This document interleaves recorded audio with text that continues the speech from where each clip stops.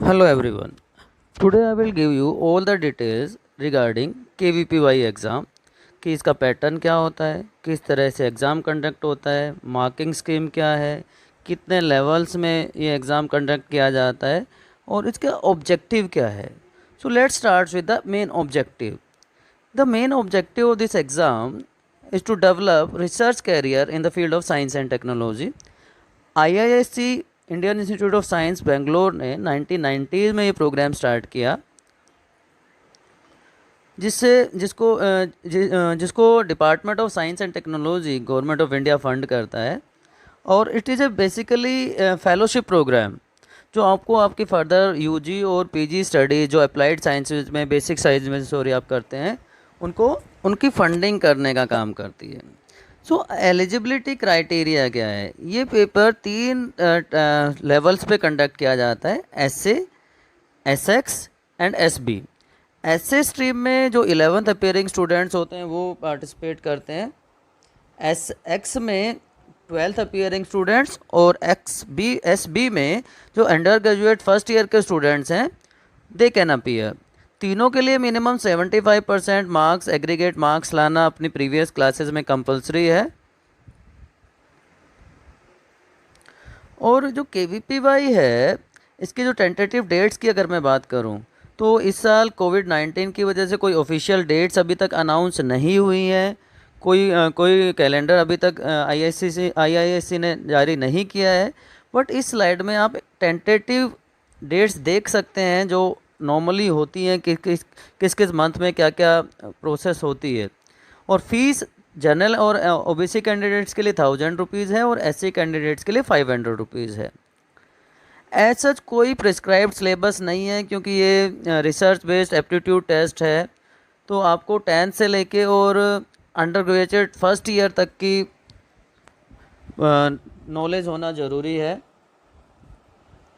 Selection process 2 stages में 2 phases में होता है. पहला फेज जो है वो एक एप्टीट्यूड टेस्ट होता है जिसमें आपकी नॉलेज को चेक किया जाता है. MCQ लेवल का 3 आवर्स का टेस्ट होता है.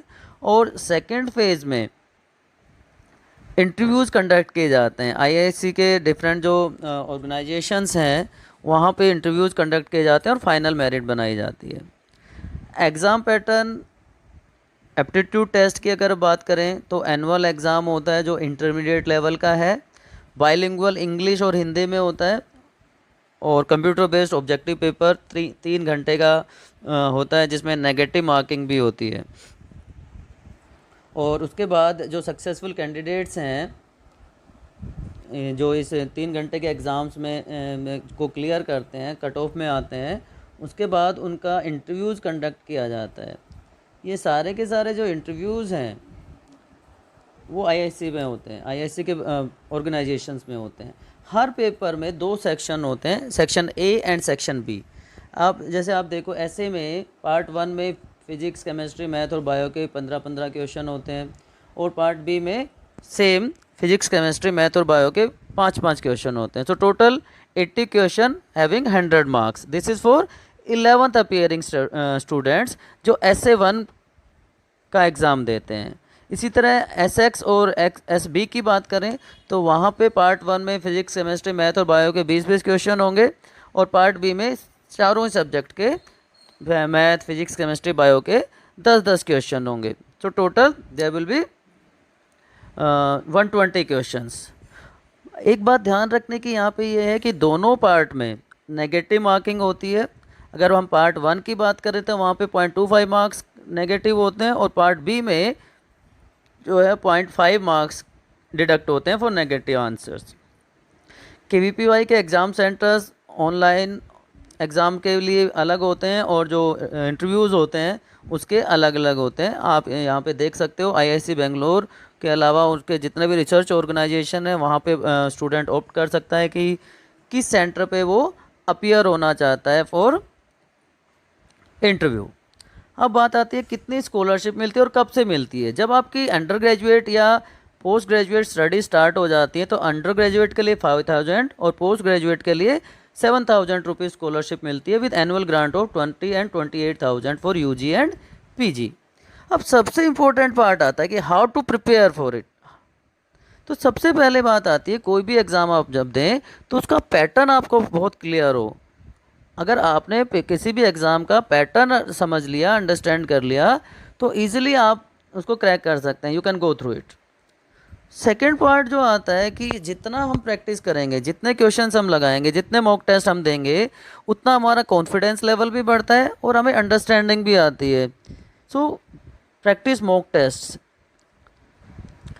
केस स्टडीज़, ये बहुत यूनिक सी चीज़ होती है, क्योंकि आपको 10th से लेके 12th और इवन मैंने कहा कि अंडर ग्रेजुएट फर्स्ट लेयर तक की स्टडी करनी पड़ेगी, और उसके लिए आपको एनसीईआरटी को बेस रखते हुए और कुछ स्टैंडर्ड रेफरेंस बुक पढ़नी होंगी, जिससे आपके कॉन्सेप्ट बहुत क्लियर हो जाएं।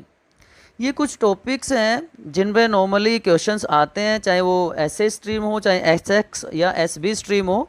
ये टॉपिक्स हैं जिन पे आपको ज़्यादा स्ट्रेस करना है, इनमें से क्वेश्चंस आते हैं। So while you are preparing for your exam KVPY, तो आप इन टॉपिक्स पे स्पेशली एम्फेसिस करें, इन पे ज़्यादा ध्यान दें और इनके क्वेश्चंस की प्रैक्टिस करें।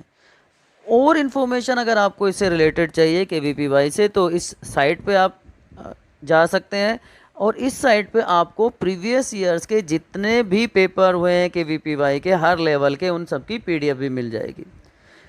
इस साइट के अलावा आप किसी भी साइट को रिलाई ना करें, ये अथोराइज साइट है केवीपीवाई की, और ये कॉन्टैक्ट नंबर्स हैं, जो फैक्स नंबर्स हैं जो यहाँ पे शेयर किए गए हैं। मंडे टू फ्राइडे आप 10 से 5 के बीच में यहाँ पे कॉन्टैक्ट कर सकते हैं।